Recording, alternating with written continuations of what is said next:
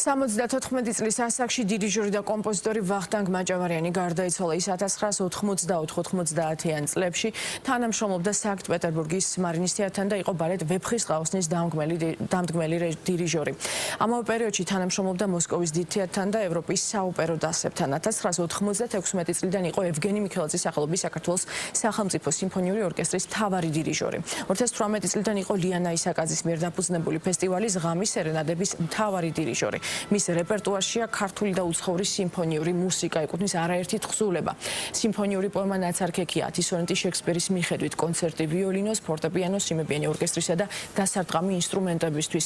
მარში საქართველოს შეერაღებული ძალების ორკესტრისთვის, სიმფონიური სურათი მარიუპოლი, რომელიც მიუძღვნა 2022 წელს უკრაინაში გამთავრებულ მოვლენებს. იყო თბილისის ოპერისა და ბალეტის სახელმწიფო აკადემიური თეატრის მოწვეული დირიჟორი, 2011 წელს მიღებული აქვს ბრწყინვალების საპრეზიდენტო ორდენი.